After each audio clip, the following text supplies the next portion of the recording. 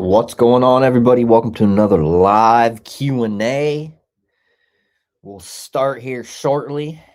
I'm sure we'll get some people hopping into the live stream, and then we'll figure out what we're going to talk about because I don't really have any subject matter at hand. But you know how it always goes. We always get into it, go down rabbit holes. Florida man Jack, what's going on? Welcome, everybody. Jimmy, what's going on? What's up, Secta? Just saved you from a political podcast. Well, when it comes to that type of stuff, all you got to know is think in terms of energy, resource, logistics. I hope everybody's having a good day. Figure out what we're going to get into today. So what do you guys want to talk about? What do you guys want to learn about? That's why I come on these things. Remember, you guys, if you are new to Full Crop Science, make sure you subscribe to the channel. We drop a new podcast every week, Tuesdays at 5:30, with a live Q&A after. And then I do these live Q&As throughout the week during business hours. Typically, what I'll do is I'll come in here to the office. I'll print out all of the invoices, packaging slips, and I'll get all the orders packaged up and ready for the postman to go out. And right now, we got some cool things in the works, actually. So I signed a 3-year lease here at this office, and that is up. This is it. This was the last month. Last month was the last month. And so we don't have to move, but we started looking at the logistics of what it would look like if we were to buy a farm, get a FSA loan and an operating loan, what that would look like cost-wise, and what it would look like logistically if we were to start a specialty produce farm, take advantage of all the regenerative agriculture grant money that's out there from the state and federal government, and then also move Full Crop Science onto the farm property as well, and just kind of and then live there as well. So I would, rent out my house, eliminate my mortgage, and what I looked at is the actual loan amount is less than what I would be paying for my rent here at the office currently. Plus, I would be saving in another $2,500 because everything would be all in one spot. So going to go look at some properties this week, and then we're going to get a business plan made up, and then we're going to take advantage of these farm loans. Your K-Humate got stuck in a snowstorm. Yeah, that could possibly happen. It might be sitting at the post office. If you guys are waiting on orders, there was really bad weather last week, and that oftentimes slows down the post service. I do my best to get all orders out either the day of or the next day after they're ordered. And we ship out Monday through Friday. And then sometimes when I'm here on Saturdays, they go out as well. What are the odds? The odds are probably not good. Maybe, though. It might be fine. They might have made it just fine. Ooh, yeah. Matthew says, let's talk about how to apply for EQIP. I reached out to NRCS, but they are slow. So I actually have Hamilton, my COO. He has put together everything that you guys need to know about the NRCS and EQIP programs, which is the $700 million regenerative agriculture pilot program. And what we're thinking about doing is doing a digital presentation, and I was thinking about doing that and then maybe doing another one on like business tools, business integrations and technology, how you can build your business and what the best way to create logistic efficiencies within your business are. Some of the things that I learned that we take advantage of, and how to build things like organic sales marketing funnels and stuff like that. Um, we haven't decided on what we're going to do with that, but we were thinking maybe do like like a $20 course or something like that, where everybody can come in like a giant Zoom thing, and then people can, raise their hand and ask questions, and we can go over all of the different things. I think that would be really beneficial to a lot of farmers and people that are not farmers. Like if you're in a position where you're just like, look, dude, I've been working a fucking job for 10, 15 fucking years. You're ready to like, you want to fucking, or even if you have a property, but you're like, hey, I want to start farming and you want to do something like that. Right now is the perfect time to take advantage, because when we're talking about like an FSA loan, the rates are exponentially lower than conventional loan rates. And then also with the combined like loan stuff, and then we're getting like a regenerative like grants, it just makes sense. It's the perfect time. So if you want to tell them, just email me, I'll send them everything about that. You can also email Hamilton at Bokashi Earthworks, and he can give you more information. Here, I'll put it down here.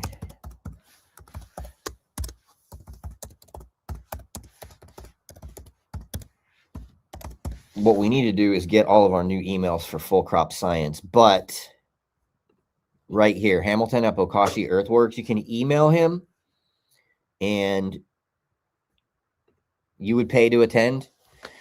Cool. Well, this is what we'll probably do. We'll probably in the very near future set up something and get some attendees, however many people, and we'll talk about all of these different things. It's really the perfect time to get into regenerative ag.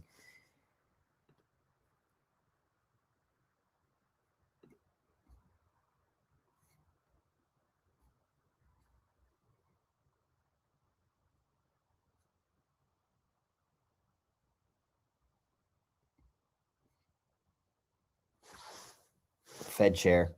Yeah, I don't know it's hard for me to fucking follow politics, because it just makes me angry and it disturbs my peace. Obviously, for so many reasons, but yeah, dude, the farm thing right now, that is the major play. The thing is, like, when we're looking at energy, when we're looking at resource, and we're looking at logistics, fertilizer is a really kind of volatile industry. And the reason why we see like food prices increasing is because all of those things have to be taken into consideration. So when we're talking about fertilizer production, 93% of the US potassium is imported. If we're looking at things like phosphate, right, there are three main sources where they come from globally: Morocco, China, and the US.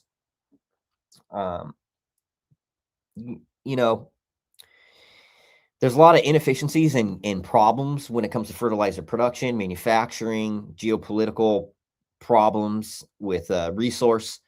And so the reason why they're incentivizing all these programs is to find things like alternative fertilizers. Like there's literally great like regenerative grants like for everything. Like there's what's the grant for like new fertilizer products? For a new fertilizer product? Yeah, what's that one called? It's not the value added, It's like the it's not the, like, I remember there was an FPEP grant. I think it was There was there's like a value add. There's all different types of grants out there you can take advantage of. NRCS thing is a pilot program. It's not even a grant, so it's not competitive like that. It's just something that you show that you're going to qualify from your regenerative practices, and then you're in. Yeah. And it's a rolling application, so people can put them in now. Here's a question. It says, I just saw that Wizard Trees. I've heard the name, but I don't know who that is. Like, it's not somebody that I'm like, on a name. Like, I know a shitload of people in this space. I know so many fucking people, but I'm not familiar with I've heard of their brand before. He says, I just saw that Wizard Trees is working with a strain from Exotic Genetics and his new cross. Do you ever seek clones or pheno hunt any other breeders' gear to incorporate into mine? Nah, I don't care. I don't care, dude. I have my own thing that I do, and it is the blueberry train wreck, the Limarilla, and the cam crosses that I make. That's it. That's like my thing. That's what I like the most. I could grow some candy or something like that or some new stuff, but all that shit, like I've grown a bunch of stuff. Like I've done massive hunts, right? Like I've done hunts with like, dude, just there must have been 1,000 different plants in these greenhouses. When we were doing Black Label, when we had the mixed light greenhouses, we had 90-foot by 4-foot wide beds, and we had 4 of them in each greenhouse, and we filled both of those greenhouses up with seeds. So I ran through fucking so much stuff, dude. And there was like, out of everything, like we found some really cool stuff, but it wasn't from like none of the stuff from like the bigger names. Like we had a bunch of stuff from Compound in there, and we literally kept nothing from Compound. Like there was a couple of stuff that we ended up running regularly, and it was like from breeders that had like, I think the Red Goat Genetics was one of them. He had this Dosido cross. It was like a Dosido Mac, I think. And that shit was fucking spectacular, but it's like he's not a big name as far as I know. And then like my name is Earl, which nobody knows about him, but that high divorce rate, what his work that came from him and his shit, like his whole section of all his seeds, all the different varieties, the biggest issue was I couldn't pick out the winner because everything was so fucking good. But no, I don't really use a lot of other people's stuff, man, because most of that stuff is all just like, if I was going to use like something like, let's say like a cookies cross, I would just use a forum cut cookies. You know, I would go grab that forum cut cookies as opposed to getting all these like, you know, 10 or 11 or 12 or 15 years of like inbreeding on that same line, you know? And if I was going to do something like that, that's what I would do. But when you look at my body of work, okay, so it's all mostly old school stuff. So we have, or kind of like middle school stuff. So Gorilla Glue 4 Black Lime Reserve, that's Limarilla. I've been doing line work on that particular line for 10 years. Okay. This will be 11 years now. Trainwreck Blueberry, that came around in 2001. I grew that cutout for years before we lost it. And then it was crossed with MK Ultra, a male, 2003. And that is the body of a lot of the work that the Blueberry Train Mac, the Blueberry Trainwreck MK Ultra, all that body of work is all older genetics. You know, I crossed it into some Mac crosses to make them a little bit prettier, but I don't breed towards that side. I'm looking for the flavor, the effect, the high of those older varieties, because they're different. They're not like the newer stuff, which is like you get high, it gets you high for about 30 minutes, and then it's like you got to fucking smoke again. The stuff that I have, it's like you can toke nice big old fat bong load, you're gonna be blazed for a couple of hours, you know what I mean? So while I have a couple of people's gear incorporated into mine, it's mostly Mean Gene and Capulators work, right? Because I do like the gas, right? That Starfighter Mac, right?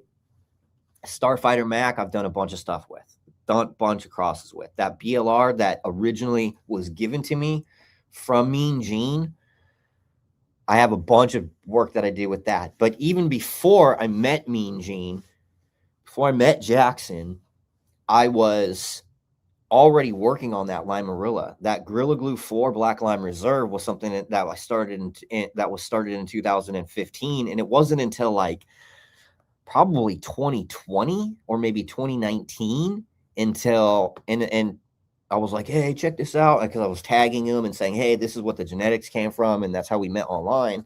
And then, you know, we met up in, I don't know, California at the Emerald Cup. I gave him some cuts. He used it in a breeding project, gave me some seeds back, did some more line work with that. So I don't really do I don't use a lot of other people's stuff, man. I mean, I just kind of have my own kind of lane that I work in. I like what I like, and I know there are other people that like what I like, and I get it. But I get other people want to try, new stuff, or maybe there's like an appeal for like what's popular or what's hype at the moment. Like right now, the toad venom, which I think was originally bred by Archived, and then it was hunted and kind of like popularized this specific cut, I guess, by somebody else. And it's like, I don't know what it is. Another candy gas variety or something. I mean, I don't know. I probably won't see it, you know what I mean? Just because I don't really I just don't care. You know what I mean? It is what it is. I like what I like, and if you guys like what I like, cool. If not, cool. I mean, I'll smoke it if somebody brings me some good weed, just because it's hype weed. If it's good, it's well cultivated, I'm gonna fucking smoke it. You know what I mean? Like, somebody brought me some super boof. It was fucking fantastic. Not really my thing. I'm not gonna grow it, but I'll fucking smoke it. Here we got a question. 1970s Torino. If I have not amended on schedule and I'm in late week 4 of flower, may I start using synthetics in my water reservoir? I mean, you can do whatever you want. You just have to understand the fundamentals of nutrition to gauge whether you're doing something wrong or right.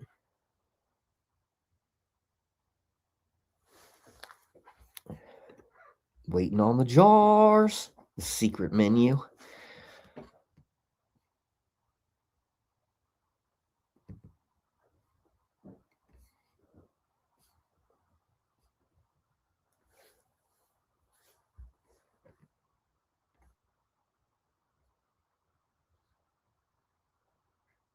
Holy shit, $350 for a 6-pack? That's a lot, man. Look, I don't typically charge that much. I have only ever charged $300 for a pack of seeds because of how limited it was, and that was the Black D, and that was also the very last bit of pollen that we had left from that Black Lime Reserve male that I've been using for the last 5 years. And I was like, I got to make something fucking fantastic with this. And I made the Black D, which is ChemDog Black Lime Reserve. And I only dropped 36 packs. And that's why it was $300. But that's also, that line is a fucking masterpiece. I have a cut right now. So I went through a bunch of them. I grew them out, whatever, did my thing, selected the Mama Wolf Kush on the first hunt. Another hunt, I went through a bunch. I found 3 things that I really liked. I narrowed it down out of those 3 to 1. And this number 16 is real. Like, they're all similar, but this number 16 is like, it's garlic cam on the nose, but it's trop lime on the smoke. It's super weird. Like, the scent doesn't, the smoke is, the way that it smells is completely different from the way that it tastes. So it tastes like trop limes, like if you've ever had Tropicana. It has that like methylanthranilate, that candy sweetness with a lime, that like lime popsicle type thing going on. But it smells like garlic chem. And there's so much awesome stuff in that line that it's like, as an F1 hybrid, it's just it's good for all kinds of stuff. I'll be using that. I'll be taking that Black D to Gorilla Glue. So ChemDog Black Lime Reserve Gorilla Glue to make like a Limarilla V2, like a version 2.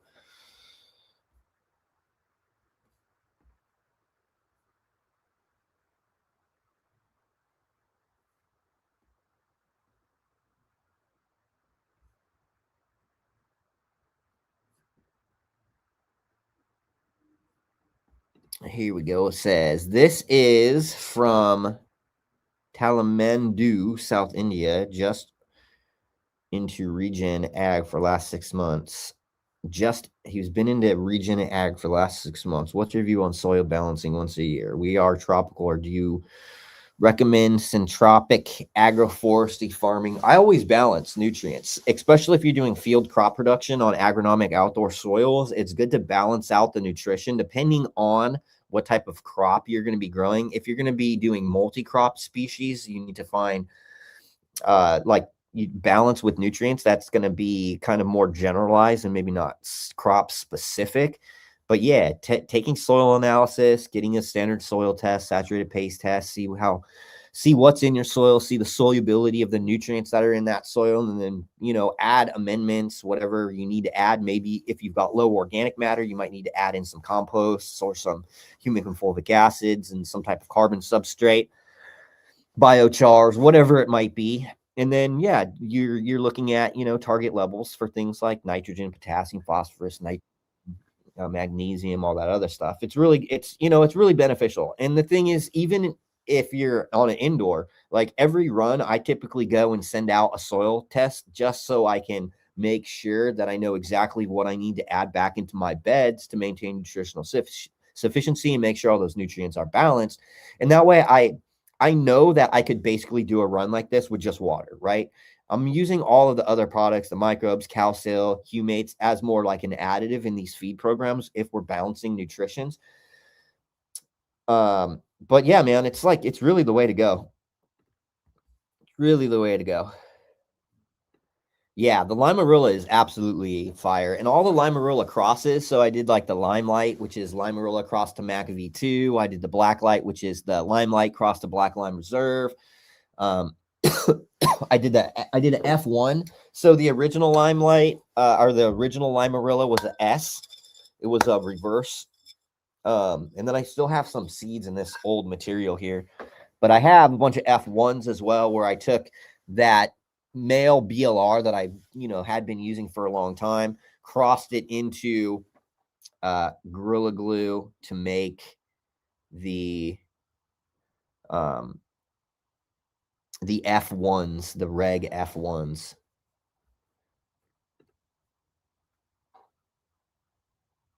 Glutamate and glycine.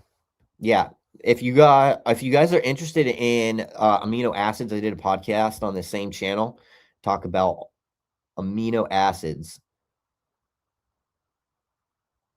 What was the Easter egg on my website?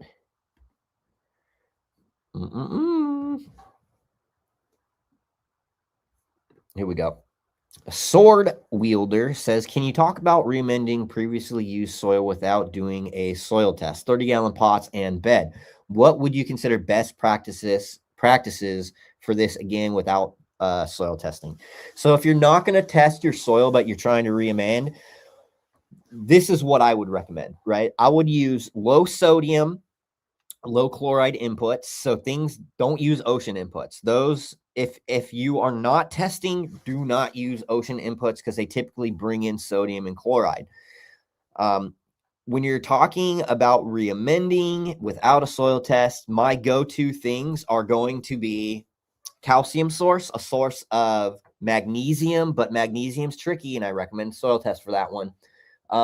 You can do without the magnesium because you can always do a foliar application on plants to deliver the magnesium directly through the plant stomata without antagonizing any of the relationships between calcium and potassium with that magnesium in the media. But a calcium amendment is typically what you're going to need. A potassium amendment is typically what you're going to need. And then also nitrogen amendment, right? But the nitrogen is really tricky. And if you're not testing, it's best. And it's much easier to do less nitrogen amendments because you can't take that away, right? But you can always add more, or you could always spoon feed your nitrogen if you need more. Like you could always add a little bit more blood meal, or you could always add a little bit of humate fertilizer, like high end, right? You could always add a little bit more nitrogen, whether it's amino acids, humate fertilizer, the organic meals. But typically you're going to need more potassium, you're going to need more calcium, and you need to balance that magnesium. Those are the most used elements. Typically in organic soils, phosphorus, as long as you've got things like calcium rock, phosphate, and bone meals, you'll usually have enough phosphorus, and then just make sure that you have enough micronutrients. And azomite is not going to work for micronutrient supplement. It just doesn't contain enough nutrients to move the agronomic needle. I recommend micronutrient sulfates, but in very small quantities, because a little goes a long way.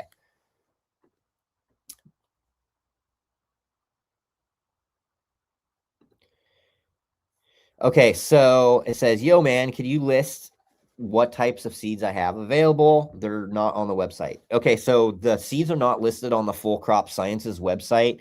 That is nutrients. That's all nutrients. If you're looking for the seeds on the website, it is Bokashi Seed Vault, Bokashi seedvault.com.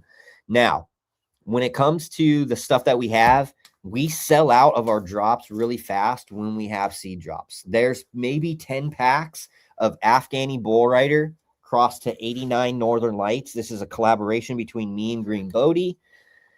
There is some Royal Oranges, which is like Trop Orange. That's what the flavor profile is. This is from Unknown Clone from Simulate Genetics. And then I only have a couple of things that are listed right now because they're all sold out. We are going to be doing new drops. The Mama Wolf Kush, the Gay Laser, the Blueberry Starliner are going to drop in about 4 weeks. Are you still doing Black D seeds with purchases over $100? I was giving out those Bickett cross to Black D on all purchases. It wasn't contingent on $100. And there is, let me see how many packs I have left. Hold on 1 second. Let me grab them. I'll be right back.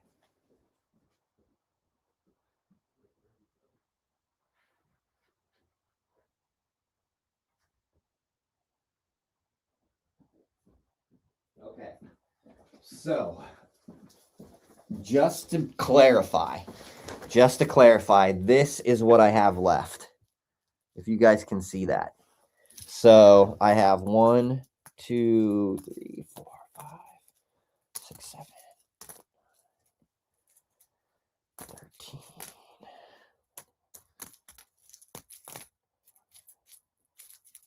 There's like 28 packs left. So the next 28 orders will get the GMO Cherry Pie cross to ChemDog BLR, Black Lime Reserve. But yeah, dude, so over the course of the last 2.5 weeks, I have sent out about 300 of these with orders, freebies. But yeah, they're still available, but they're going to go fast, man. There's only like 28 packs left. So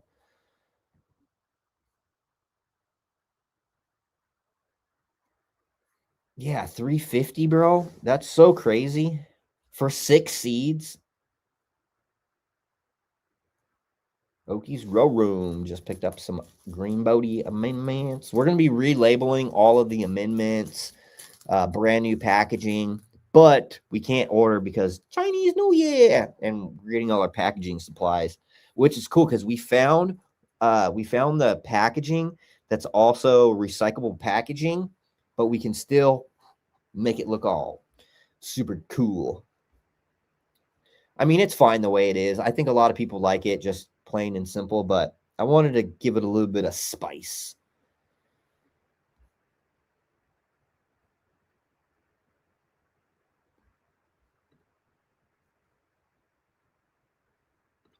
How often do I add the veg or bloom amendments? Just as I need them. So I'm not testing my soil in my like tents, my small tents where I do a lot of like hunting and seed pops and stuff like that. Because I'm just running 1 gallon pots in there. And I usually top dress edge once and I top dress the bloom once. And that's pretty much the amount of like the other day I saw somebody doing a top dress amendment video and they were using like half of a cup of top dress amendment for like a 7-gallon pot or something. And I was like, oh man, that's a lot. You can use like half to 1 tablespoon per gallon of media for the top dress amendments that we have.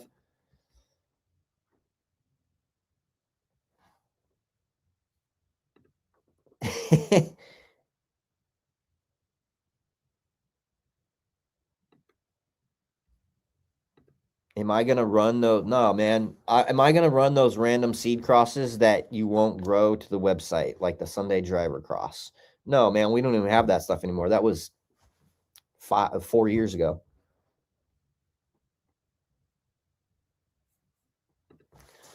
Lemon drops. That it's not a tester, bro. Those things are sold out. They don't even. They're the Limarilla V2.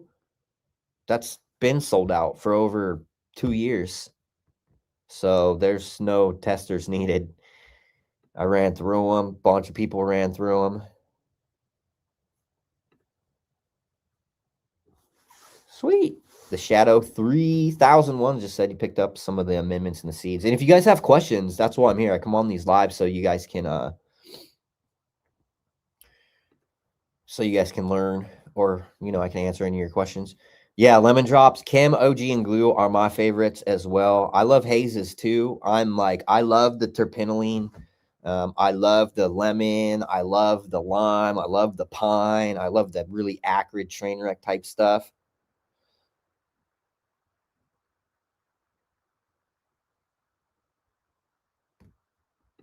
Oh, this is another good question. Umbrella Trellis says, I assume there's something wrong with a 053 bloom booster, maybe heavy metals, but what is your take on this?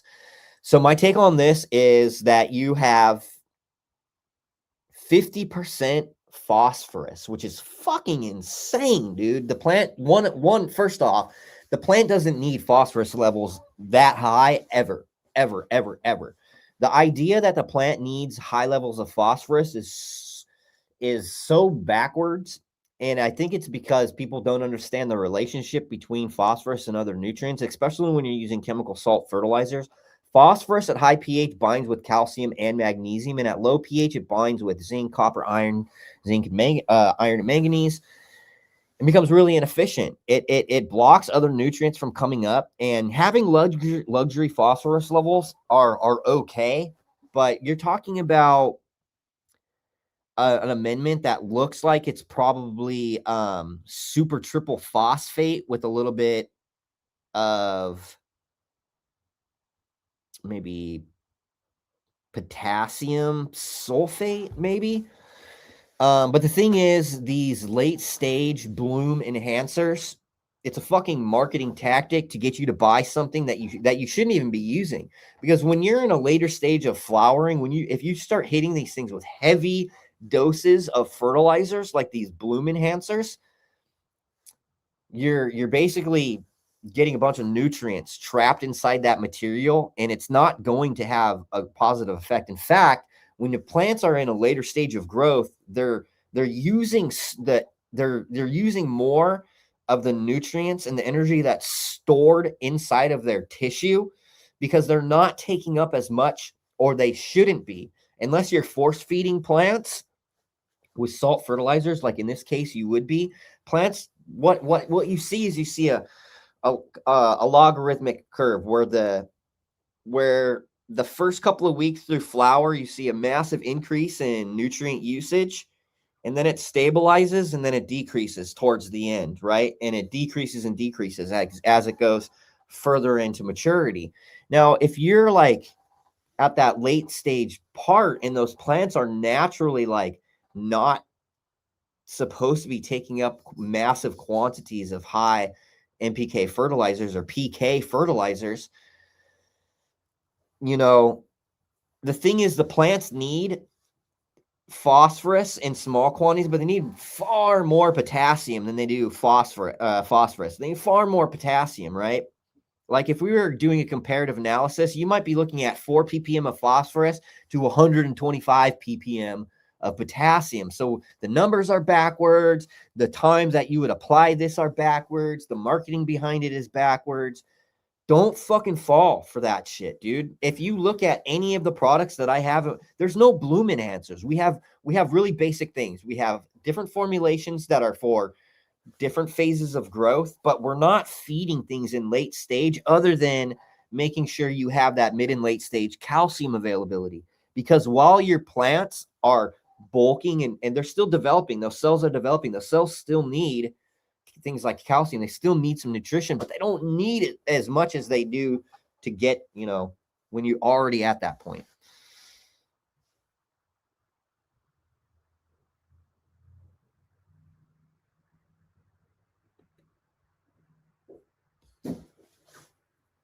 Rusty Nails, you said they went full Shakita. I've never had any of my Limelight crosses Herm ever on me.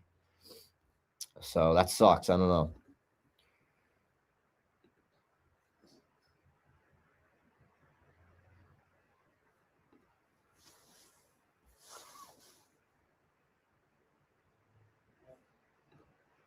Have I tried making live rosin? Yeah, I've made live rosin, but I'm not a hash maker. You know what I mean? So that's not my thing.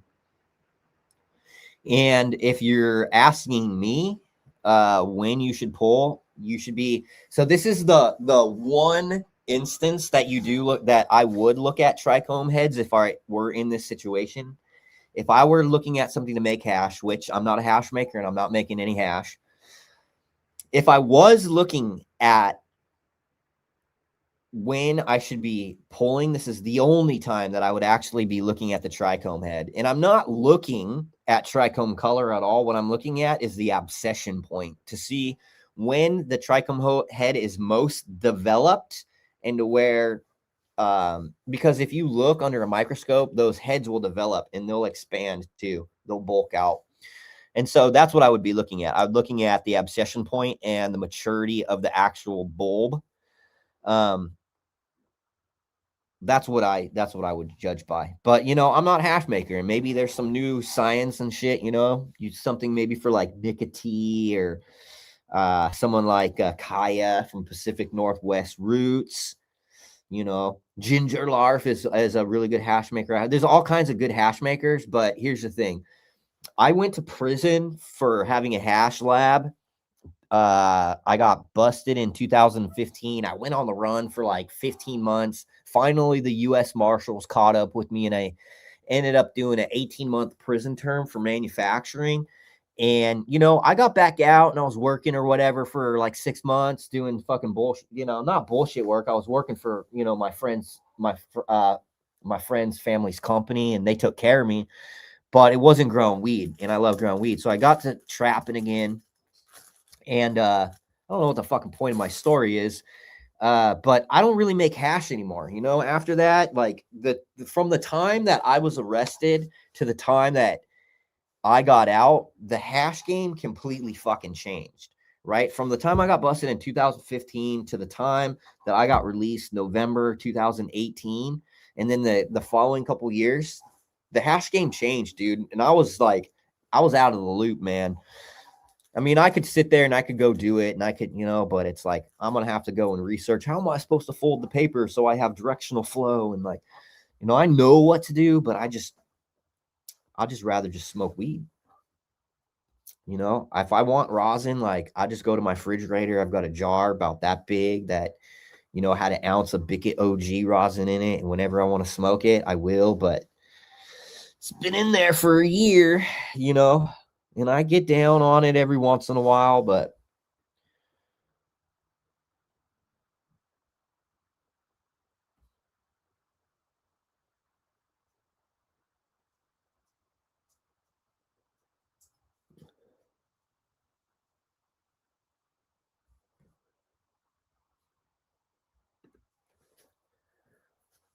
he says he got one of the NL Afghani Bull Rider. Yeah, dude, those things are awesome. And, those have been really popular. I've got a lot of feedback on the people that have grown them. And it's one of those things like they have just those loud, old school, pungent, sour, fucking, cleaner terps. Some people love it. Some people don't. Some people don't like the astringent, like cleaner type terps, like the bleach ammonia, or like sometimes you get like the pine sol, or sometimes you'll get the lemon cleaner, but that really like just astringent, loud. After activating bokashi After allowing Bokashi activate in water for 24 to 48 hours, other than molasses to help feed bacteria, is there anything else that you could use in conjunction?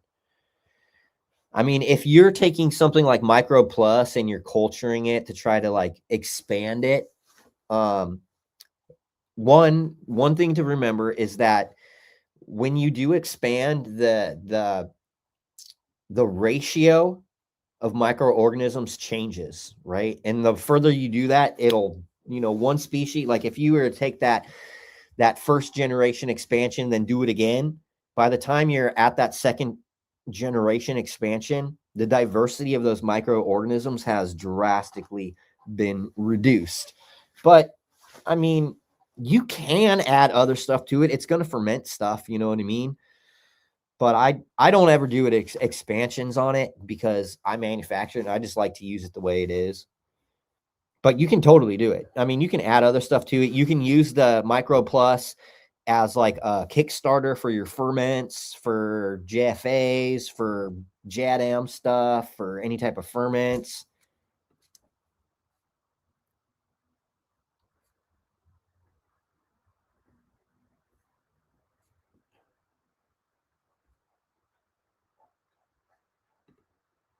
Feed chart Discord. You can find the feed chart on the website.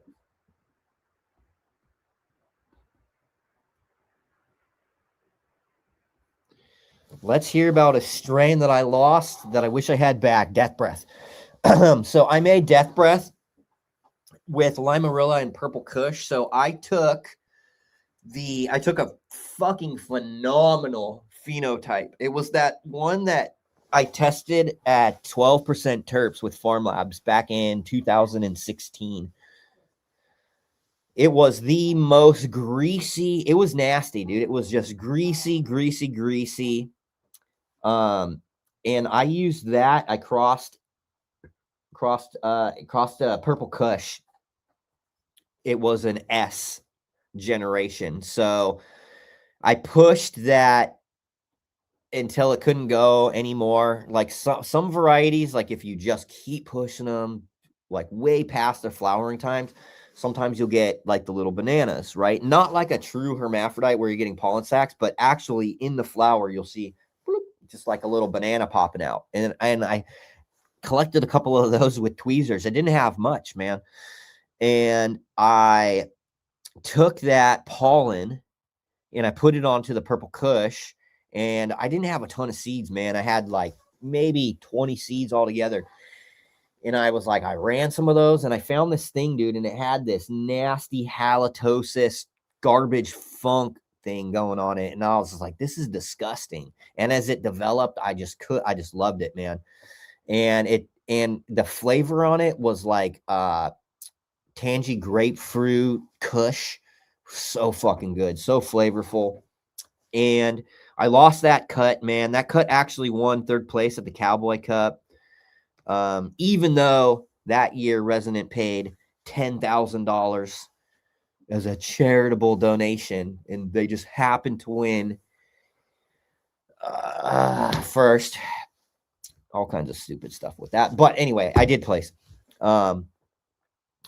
It was fucking awesome, man. I lost that cut, but I did breed with it. And I just popped Death Breath cross to Limelight. So hopefully we'll get more Death Breath leaners and I can find that same profile. They just popped, dude. And I just got them in. Dude, I just got them in solo cups.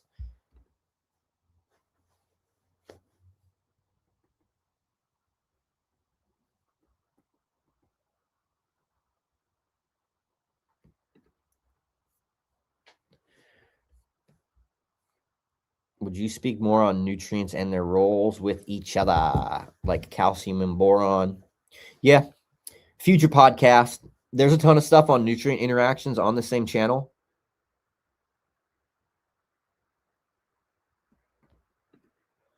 When is the spore short due out?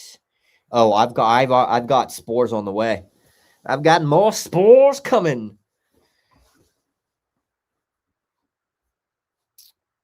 So any big orders for like cases and stuff like that, Give it about a week, maybe 10 days.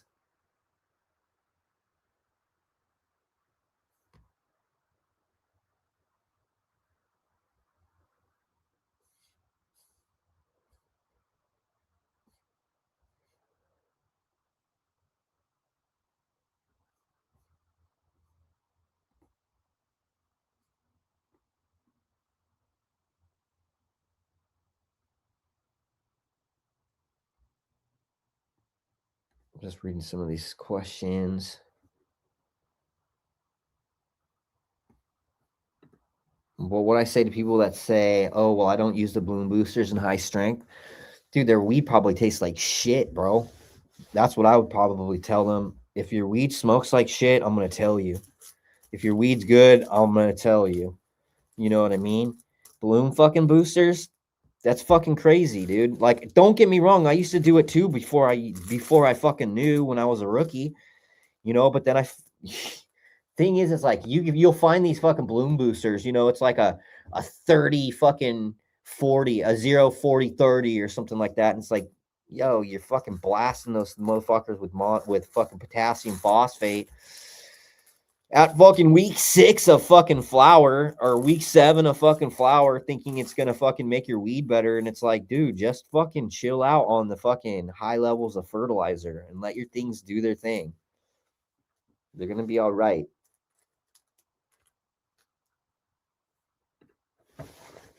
Do the fertilizer products have a micronutrient analysis? You can look at the micronutrient analysis on the Humate fertilizer on the website.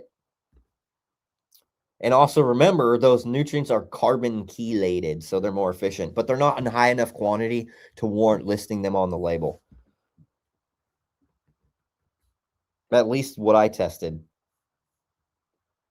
when I did independent testing, because the manufacturer, right? So Dr. George is the owner of NASA Ag, and he has the factories, and he basically was like, this is what everything should be, according to the formulation. And it was super close, but it wasn't like dead on. But also the same thing, if you get one product tested at one lab and then get it tested at another lab, they're going to be slight variances. It's the same thing in fertilizer too. So it's like if I was to test at ISA labs versus if I was going to test at, let's say, Cove, you don't always get the exact same numbers. So, but I always do independent analysis on all the products. And in fact, we have to. It's like required by the state to register the product. So everything that we have listed, we've had to register with the USDA, label compliance, testing, heavy metals, all that stuff.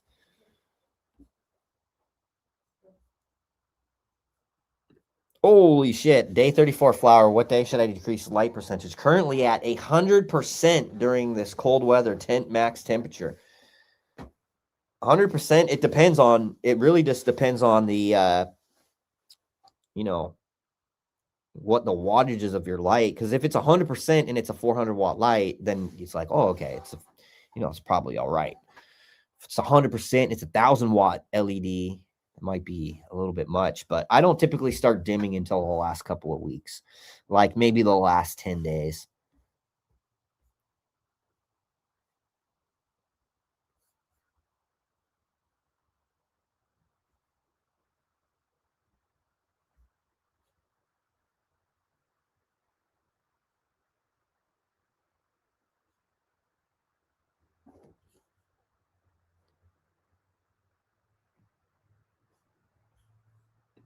What beans do you need for the cat piss smelling haze strain?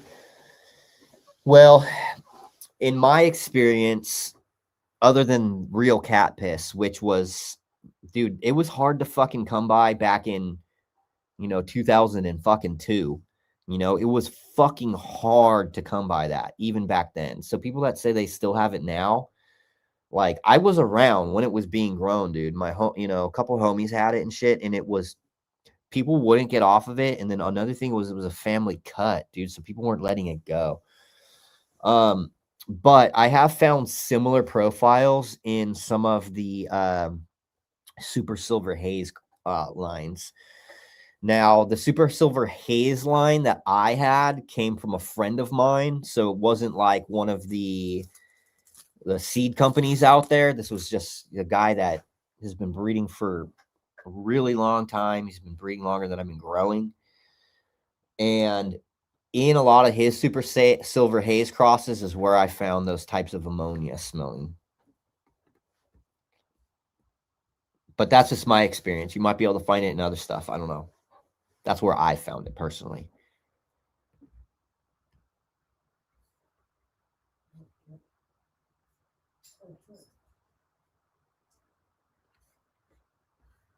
Humidity is definitely a challenge with forced air heating. You know, I have a $60 humidifiers from VivoSun, and they just plumb right into my tent. They sit on the outside of my tent, and they just plumb right into the tent.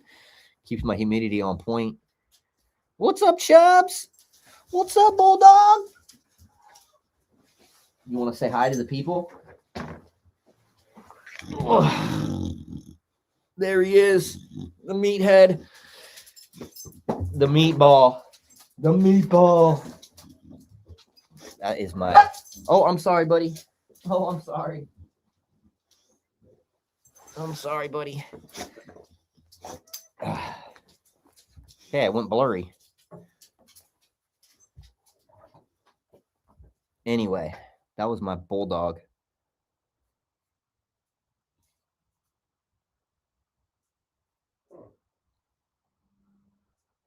Are my genetics for sale? My genetics are for sale. What is going on with my camera?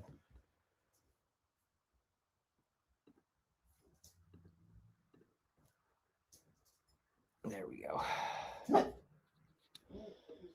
My genetics are on the Bokashi Seed Vault website, but everything is pretty much sold out. Mama Wolf Kush is listed on there, though. The ChemDog BLR F2s, which I was able to make a lot more of that than I was the F1 hybrid because I was so limited on the amount of BLR pollen that I had left. So, yeah, if you're interested, there's the ChemD BLR F2s on there. Mama Wolf Kush. All that stuff comes with freebies, too. We got some cool stuff.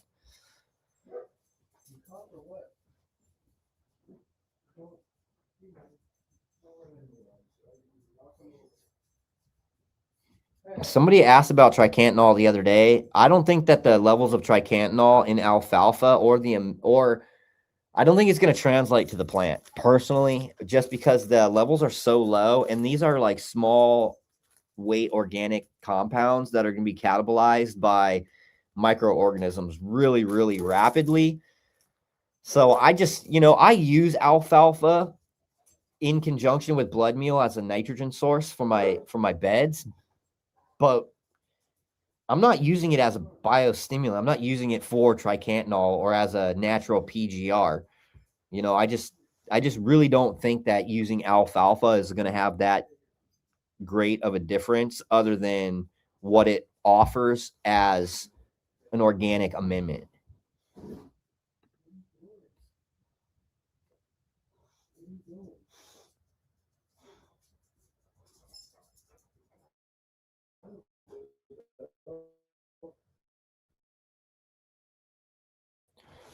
This is an interesting question.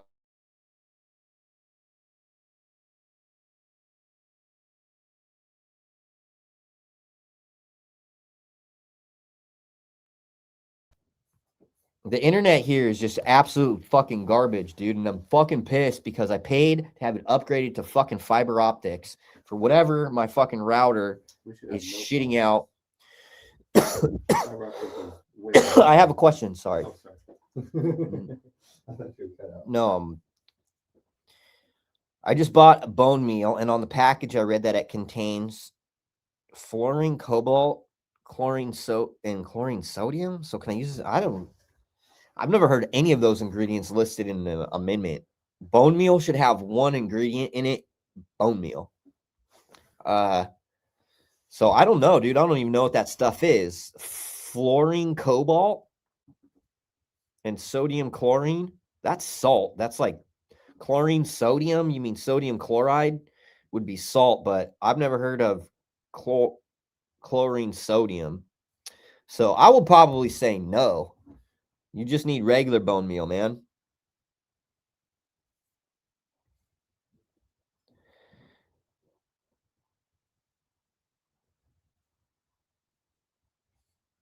Fusarium. Any type of so if you have, this is a good question. It says, will fusarium use humic acid as a growth stimulator? And the answer to that is no. So humic acid doesn't offer energy to microorganisms because it is too large of an organic molecule for them to catabolize for energy.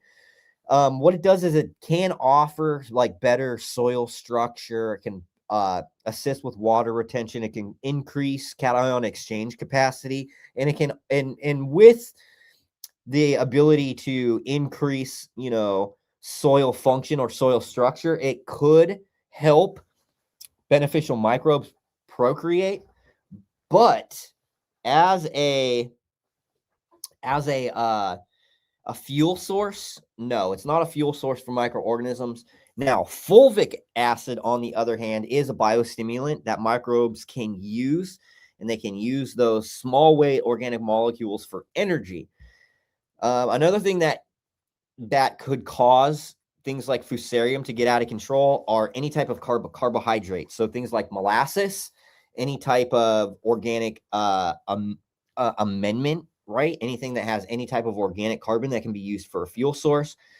So I recommend, if you have fusarium, it's bad, right? Because one, it's systemic, and fusarium can basically live inside of the plant, like not doing anything to the plant, not causing any harm, not causing any symptomology. And then let's say something happens, you go into flowering or something changes, and all of a sudden the nutrients change or something like that, and that fusarium starts to attack the plant, and that's when you start, when you see the symptomology expressed due to that pathogen attacking the plant. So one, it's best to treat your media. Trichoderma bacillus subtilis, you'll always hear me say this, beneficial microorganisms that can outcompete that fusarium. But again, this is a systemic problem. So your clones can have fusarium. It can be passed down through generations. And TC, tissue culture, oftentimes you have to go through multiple generations to eliminate fusarium from the material altogether. Fusarium is a bad one. Fusarium is a bad one. You really need to eliminate it. Make sure you have healthy cuts, but you need to make sure that you eliminate it from your media. Beneficial microbes, the best.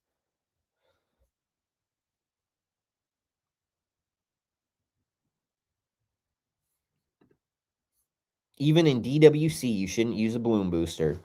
Yeah, you don't need a there's no like bloom. Oh, I need a bloom booster. That's like, no, the plant needs optimal nutrition, and those target levels look like, it looks like 150 to 200 ppm of calcium. It looks like 32 to 40 ppm of magnesium. It looks like 100 to 150 ppm of potassium. It looks like, 4 ppm of phosphorus. It looks like 1 ppm of iron, 0.3 ppm of manganese, 0.05 ppm of copper, 0.06 ppm of zinc. Like, I know what these levels are. And as long as you maintain these, these certain levels, but you also like if we're looking at nitrogen, right? 150 ppm. And then if you're flipping, you're maybe closer to 75 or 100. And then when you're in mid flowering, you're probably down to about 50. And then when you're in late flowering, you're down to like 20, right? And so like the levels change of nutrients because the plant utilizes different nutrients at different times in different quantities. If you have proper nutrition and you've got adequate throughout the stages of growth, there's no reason to just all of a sudden hit them with a massive amount of high PK flowering at week 6 or week 7.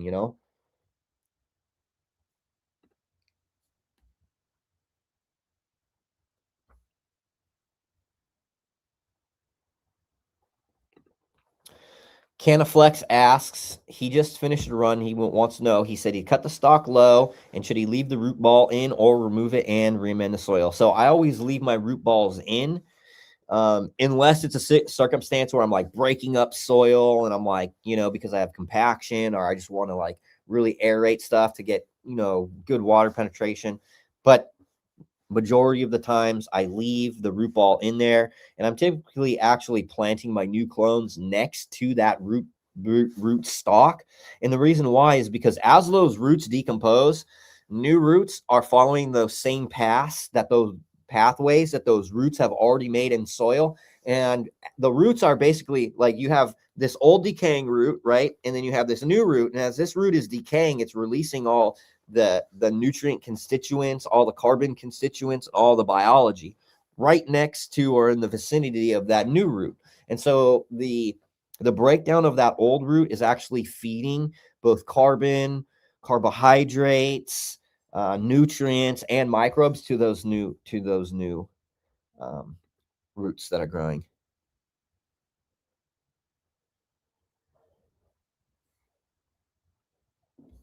Dude, this is too much. 10, 50, 10, 50. You're going to have problems with that, dude. Guarantee. 50. You know what? This is probably monoammonium phosphate and monoammonium phosphate and potassium phosphate.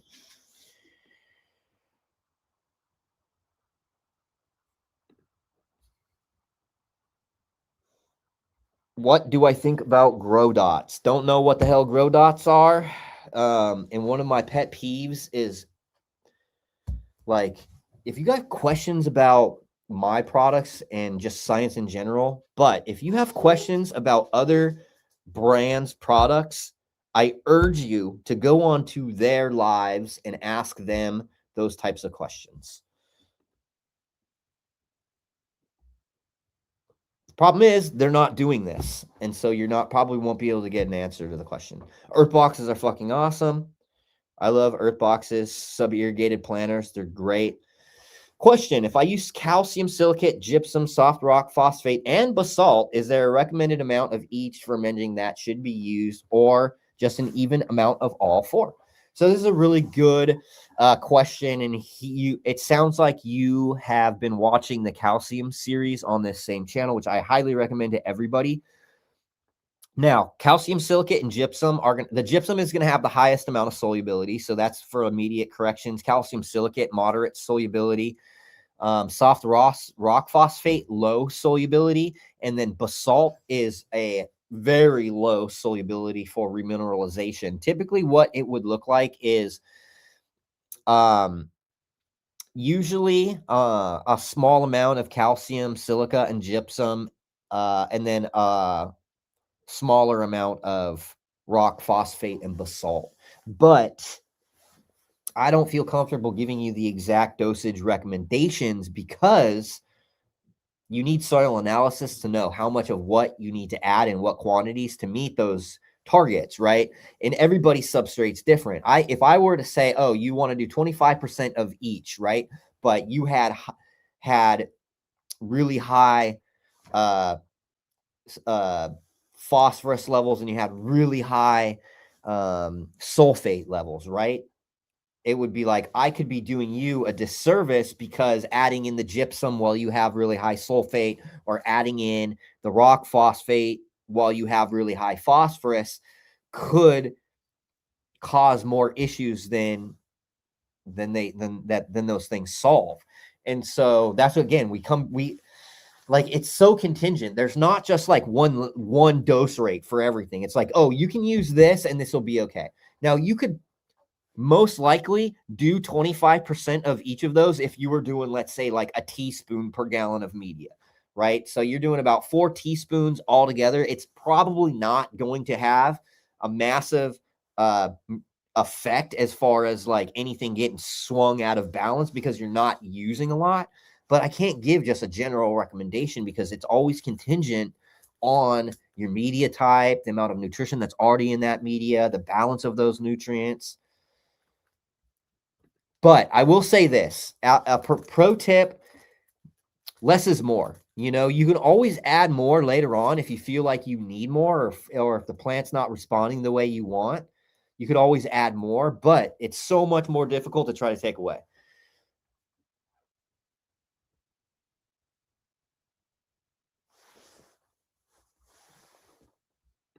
Here's another question. Can you describe the key steps you take each cycle to maximize genetic expression, flavor, and aroma? Yes. So when we're looking at maximizing the genetic potential of a plant, I am personally looking at there's an order of things, but to the greatest magnitude, nutrition and environment, right? And I would normally say nutrition is number one, but environment affects how nutrition is released and absorbed. And a good example of this is vapor pressure deficit. The relative humidity and temperature affects the translocation of water through the plant. So the transpiration of water, the movement of water through the plant is greatly affected by environment, and that can greatly impact the movement of electrolytes like calcium, magnesium, and potassium. So even if you had the proper balanced ratios of calcium, magnesium, and potassium, if your environment is off, the movement and uptake of those nutrients into the plant become limited. And so nutrition and environment are the hands down the biggest things, and they're together, right? So proper balanced nutrition is number one, proper balanced nutrition and environment. And when we're talking about, your environment doesn't need to be perfect. And I'll give you a good example. It's cold right now in my shed, and while I have a heater, I normally like to keep my temperatures up into the 80s, right? Into the low 80s. Right now, they're in the low to mid 70s. And so I normally keep my temperatures around 80, and then my humidity around 70. But in a situation where my environment, where I can't do that because I don't have enough heat in that space, what I'll do is, okay, I'm going to keep my VPD on point. It's a lower temperature, so I'm going to decrease my relative humidity so I don't meet dew point, and so that my plants are still transpiring and moving nutrients, right? So it's relevant, right? It's relevant, but those two things together are going to what really maximizes genetic potential. When we're looking at things like flavor expression, aromas, these genetics are important, right? Because if you don't have a cultivar that is genetically programmed to be able to produce these types of aromas or compounds that you're looking for, they just simply won't be there. But things like adequate sulfur nutrition, if we look at things like lavender, okay, the science shows that high levels of sulfur increases oil and terpene expression. And so maintaining maybe higher levels of sulfur than we would typically for other types of plants can be a benefit, right? And so it's just about balancing nutrients and balancing environment. That's the best way to maximize genetic potential.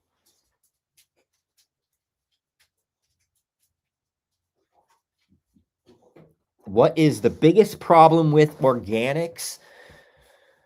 I mean, I would probably say the most difficult thing is probably just fertilization, understanding nutrient fertilization. Because when you're using organics, most people are just throwing the kitchen sink at things. Oh, I'm going to add a bunch of meals. I'm going to add this. I'm going to add that. And unless you're familiar with, plant nutrients and how things interact and the ratios at which they need to be applied, it can be difficult.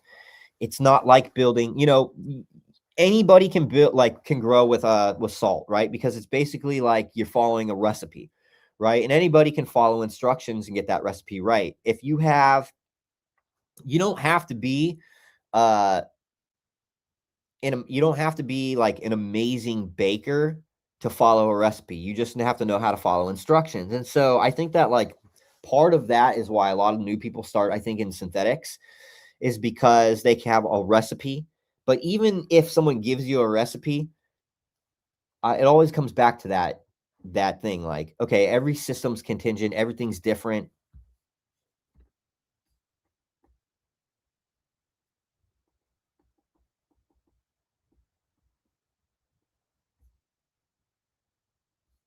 How do you reverse males? I don't do reversals. I do conventional standard breeding. How do I feel about using biochar? I mean, I don't need any biochar. I have enough carbon already in my substrate when I'm building a modified growing mix, so I don't use it. It's great for like agronomic soils that have low carbon levels. It can help increase cation exchange capacity, water holding capacity, help with soil structure.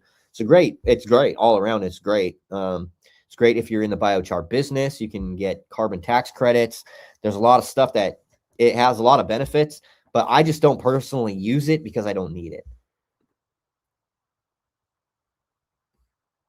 Green Dynasty in Oklahoma has a pretty good cut of cat piss. I'm just going to go out on a limb and say I highly doubt anybody has cat piss in modern day. It's one of those things like P91. The shit's fucking gone. You know, like I said, that shit was hard to get a hold of back in the fucking day. People who say they have cat piss, they probably don't. Again, you have different organizations like the HA that held on to all different types of cuts. You weren't fucking getting that shit. And if you did have it, you might get visited. Be like, you're not supposed to fucking have this.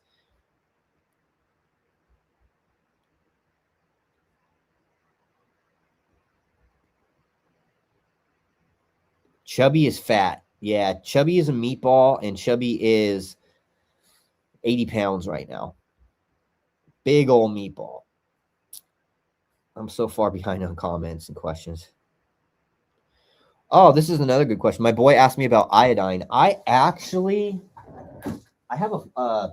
a paper around here.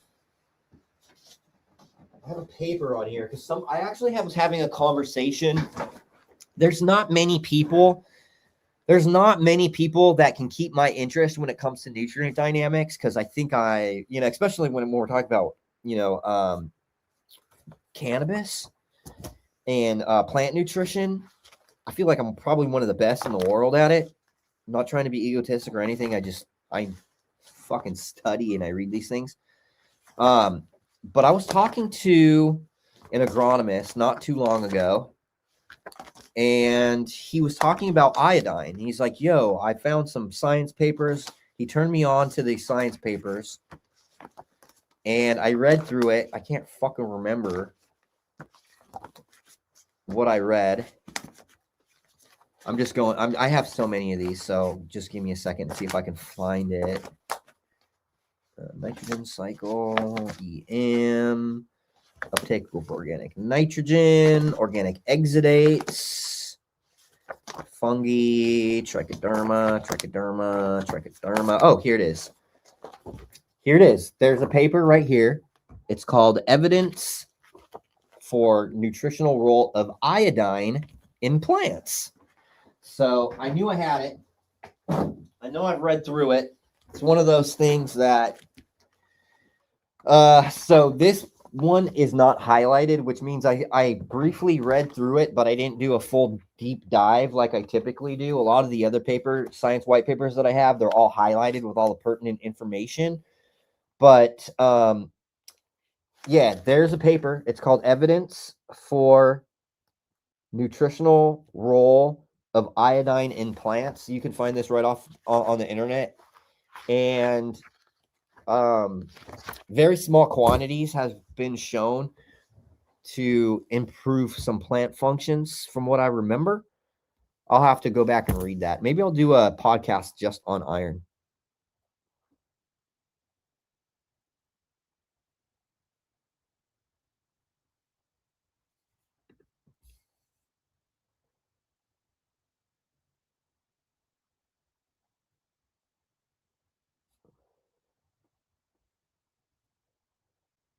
Mammoth is Rip.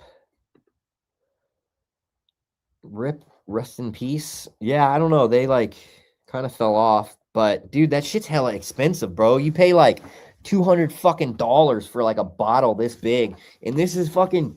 I mean, this is $28.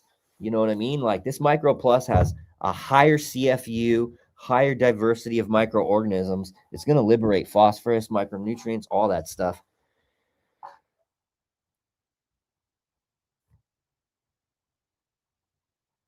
A and B Canna. Yeah, I don't use Canna either. I've never used Canna.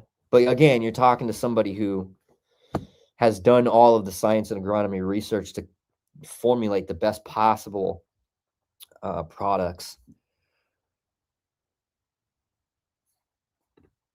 When would you add potassium and magnesium sulfate on a 9-week strain? Look, dude, I top dress all of my amendments for whatever I'm growing at the very beginning of my run.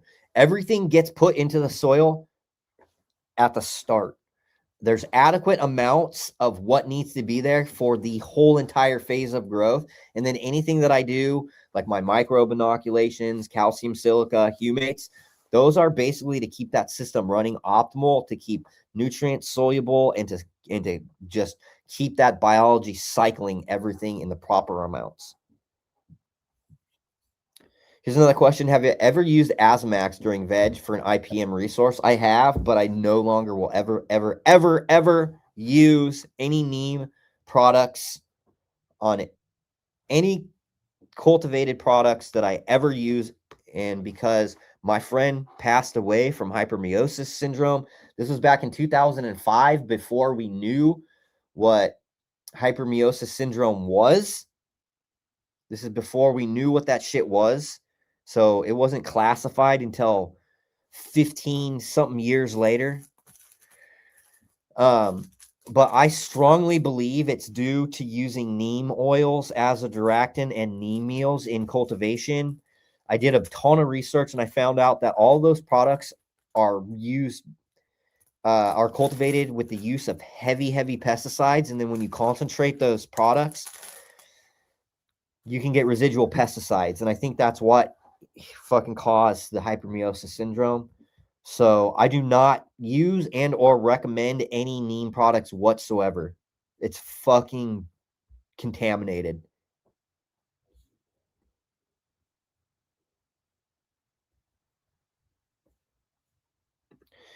You don't need to, if you're talking about an organic system and the rate in which those roots actually break down, you don't need to add really a product. Like you can, if you were to add like Micro Plus or something like that, they're gone within days.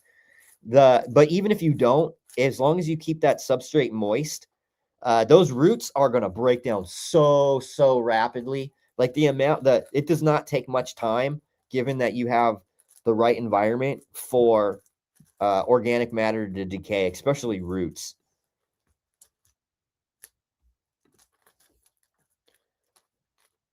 Simple Man says, thank you for all you do, Brandon. I'm a newbie, but I've learned so much from you and I really appreciate it. Well, I appreciate you saying so. So I don't mind doing this. I like it. I like to chat it up with you guys. I mean, here's the thing. So many of you guys come in here and listen to these lives and just listen to me ramble on about fucking plant stuff. And, you know, if it makes you guys better growers, then fuck yeah. That's what I want, dude. I want more people to grow.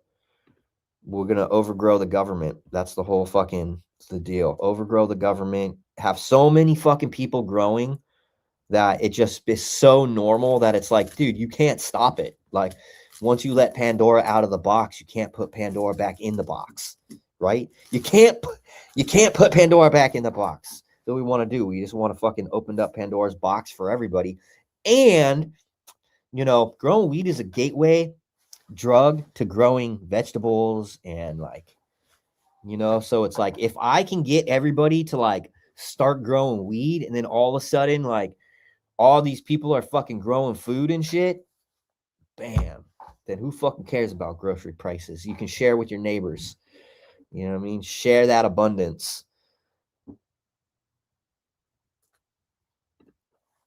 I have a handful of questions. Too many for a live. Where can I send those? You just got to hit the lives, man. We have an Ask Brandon form as well. I have to pull it up. But you can ask questions on that form. I'd have to dig through it. I'm not going to do it right now. Secta says, I don't grow your way right now, but one day I will. But for now, I'm learning and appreciate the knowledge you're dropping. Yeah, of course, man. Like, I don't, and like the thing, I'm not saying that anybody who's here needs to be doing what I'm doing. I offer the information to help because I obviously have a nutrient company and I obviously breed, and I've also obviously been doing this for over 2 decades. But like, dude, I encourage everybody to grow no matter how you grow. I don't care if you're growing in cocoa with salts. I don't care if you're growing organic. I don't care if you're growing indoor, outdoor. I don't care if you're growing sunflowers, fucking weed, peppers, or fucking corn. I'm just saying, get out there and fucking grow. You know what I mean? Get your hands in some fucking dirt. It doesn't matter. Everybody should be doing it. And the whole reason is, again, my whole ethos is independence comes from self-sufficiency. So even if it's like, even if you're not totally independent off of like, you know, government systems or the systems that are in place for society, if you can liberate yourself from some of that, it's a fucking win-win in my book. I mean, for me, anytime that I can fucking grow my own food, eat eggs from the chickens, provide for myself, then, you know, it makes me happy. Or maybe not even makes me happy, but it puts me at peace at least. He says, Jesus, this is so complicated. It's not, it's easy. What's my opinion on charcoal for plants? Just like biochar. You know, I personally don't need it like that. Like, you have things like lignite, which is essentially coal, surface oxidized coal. It's all organic material. It can be extracted for like humic fulvic acid fertilizers like we do. It's oftentimes this is just micronized, crushed up, and then they'll sell it to you as humic and fulvic acid, even though it's not.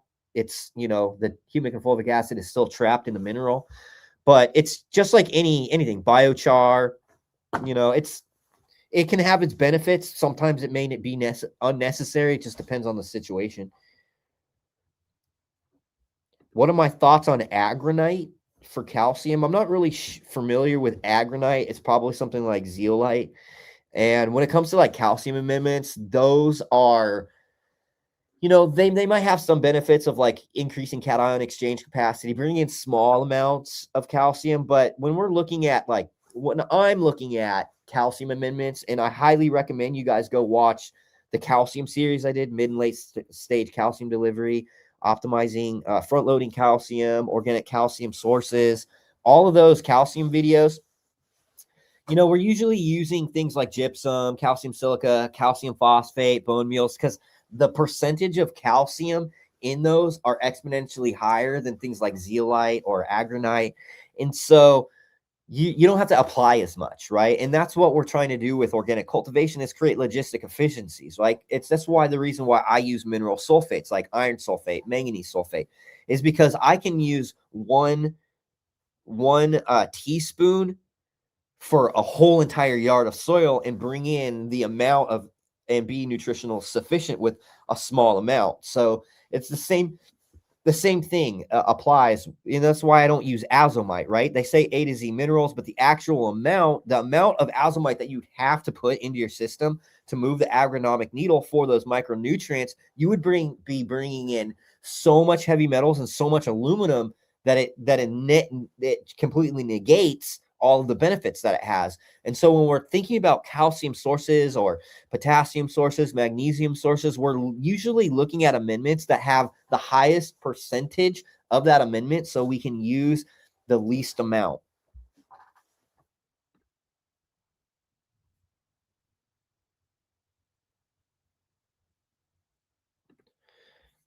Chris P. Green says, this guy knows his shit. What a relief. YouTube is so full of shit talkers.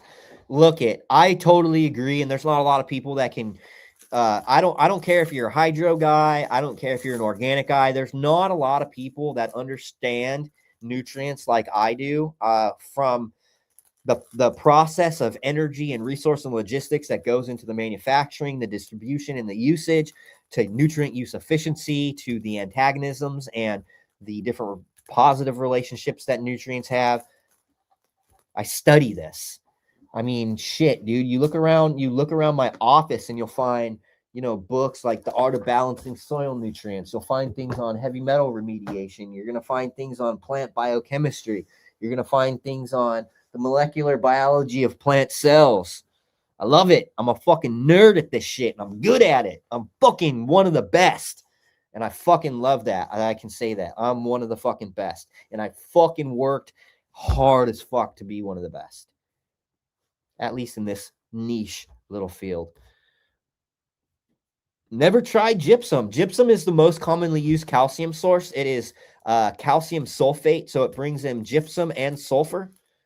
And it has pretty good solubility. So it's, very, very commonly used.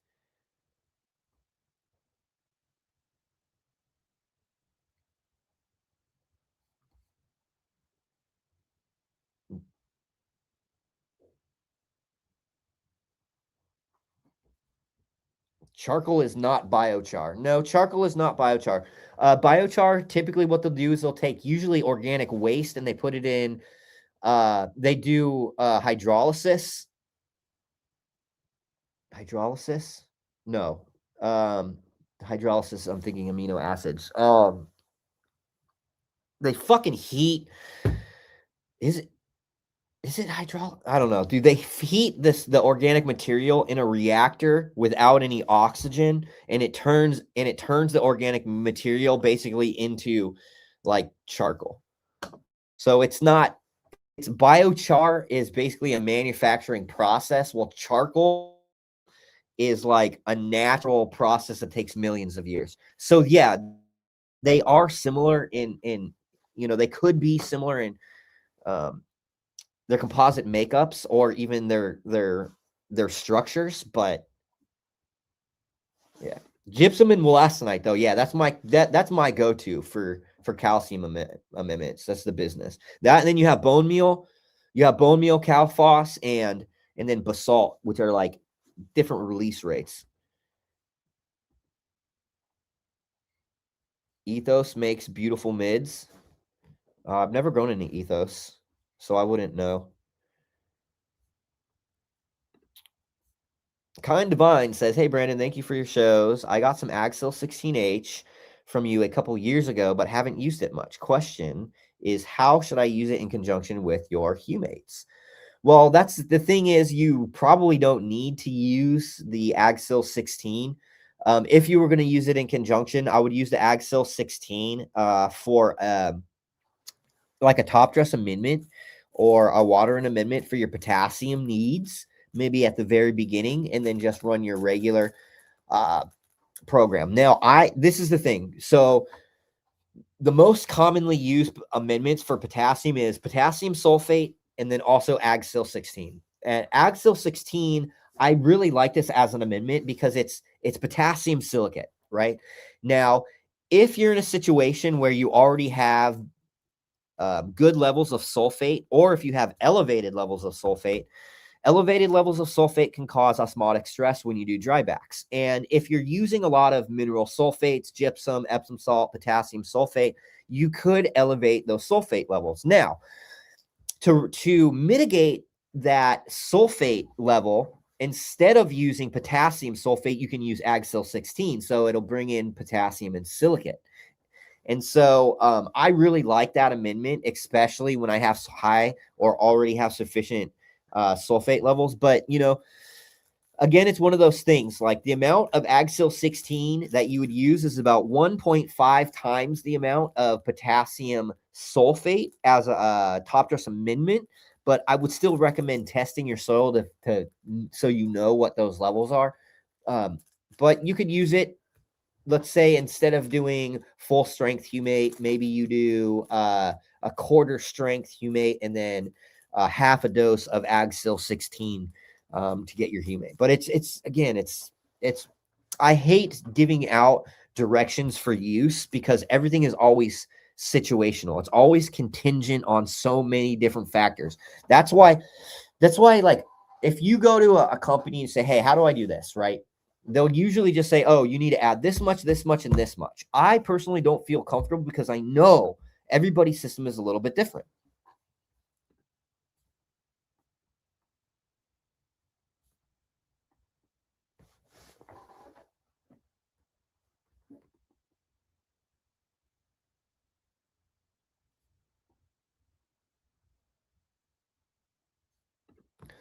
This is another good comment. Brandon, shouldn't you check the leaf temperature also when figuring VPD? Yes. So that is 100% correct, especially when you're using LEDs. You should be measuring your vapor pressure deficit off of the leaf surface temperature. And what you can do is you can take an IR gun, infrared, like laser thermometer to gauge that. It's very, very important because your leaf surface temperature is typically a little bit warmer than the ambient temperature. The leaf surface temperature is usually cooler than your ambient temperature in your room because the plant is naturally cooling itself by moving water through its system.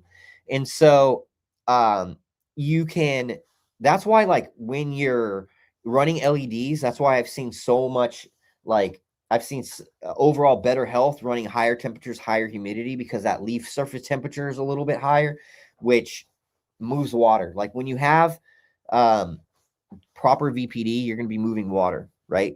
The transpiration rate stays consistent, and that moves electrolytes, calcium, magnesium, potassium.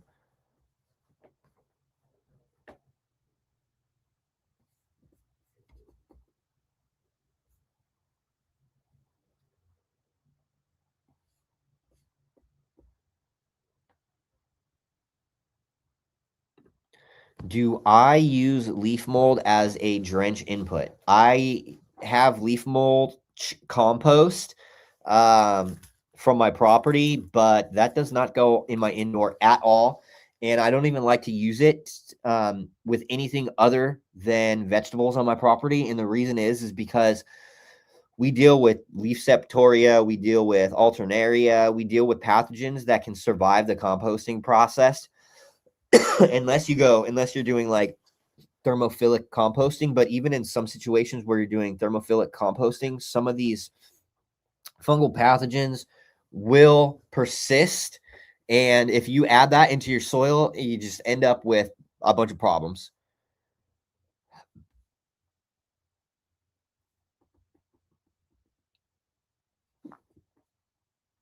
If you guys are new and you haven't tried any of our products, you can use code SAVE NOW, one word, to save 20% off on your website purchase. And then again, we're giving out these freebie seeds. I don't have many left. There's about 28 packs. So until they are gone, those go out with all orders.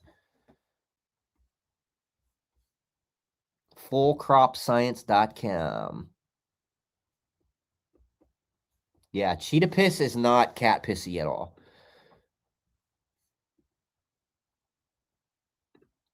I love the smell of MicroPlus. Makes me feel like I'm brewing beer.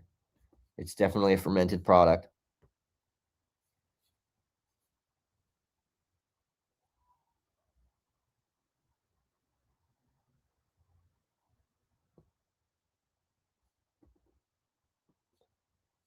Trying to catch up on these questions.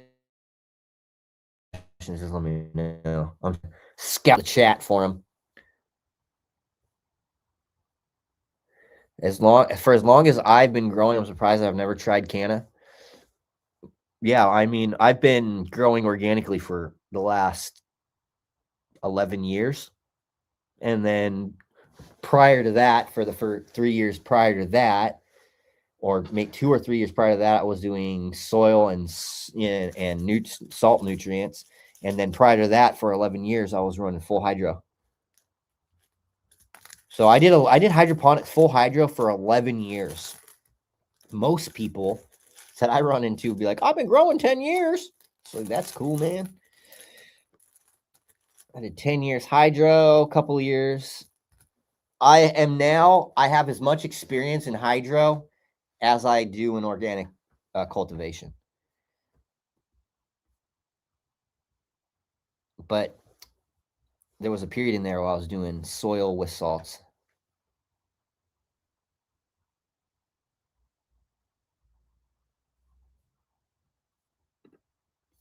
Do you have to use the whole 0.1 of trike? If you're doing mixing it with bacillus, you can actually half that dose. And that 0.1 gram of the trichoderma spores is still like 10x what the dose rate is for a lot of other products that are on the market. That's why a product is so efficient, is because when I decided to do the dose rate, I made it really strong. I made it super strong. You can crush, dude. You can crush with less.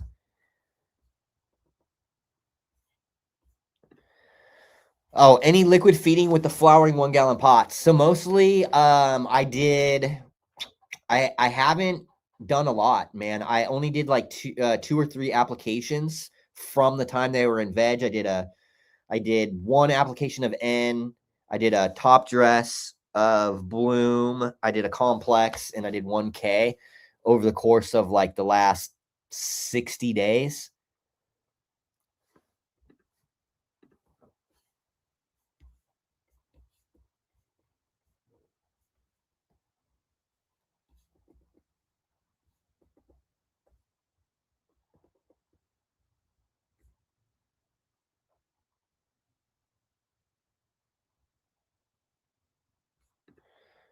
Yeah, for the love of growing asks if someone wanted to split the feed chart and feed twice a week instead of once, instead of 30 mils, yeah, could you do 15? Yeah, absolutely. If you wanted to split it and do more frequent, that's the cool thing about all of our product line. Like sometimes less is more. Sometimes you can do it like more frequent, but doing less dosage rate.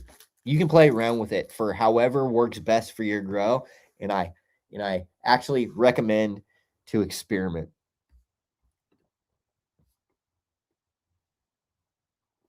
Do I ever extract botanical medicine from the root?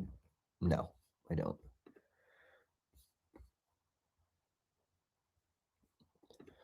What are your thoughts on cottonseed and soybean meal? So I've used cottonseed meal.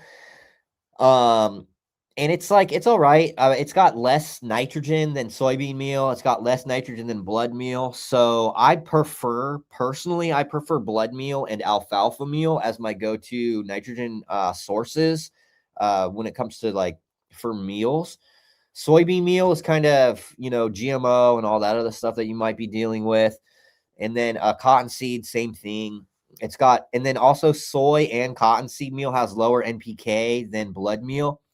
Blood meal has a really fast release rate. It also has iron in it, which is oftentimes a limiting nutrient. So it's benefit in that regard as well. Blood meal breaks down completely about 80 to 90% within about 10 to 14 days. Alfalfa has a much lower nitrogen value, and it takes much, much longer for it to break down, about 60% over the course of 4 weeks. And then the breakdown of soybean meal is a little bit slower than blood meal. Cottonseed meal, I think, is even slower than both, if I can remember correctly.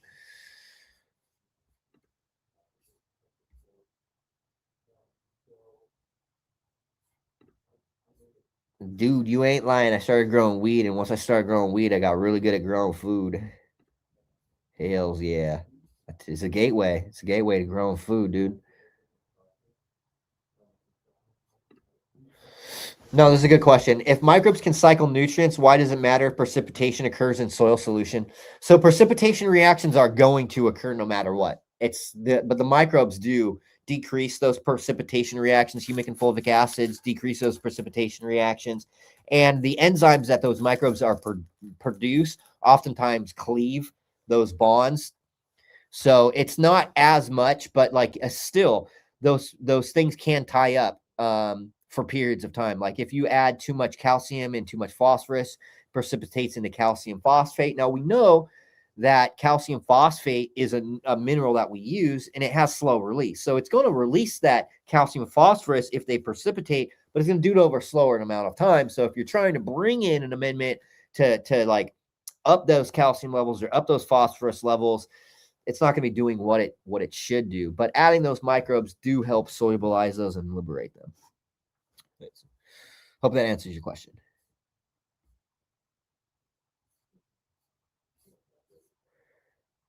So far behind. I get so far behind on these comments in this chat.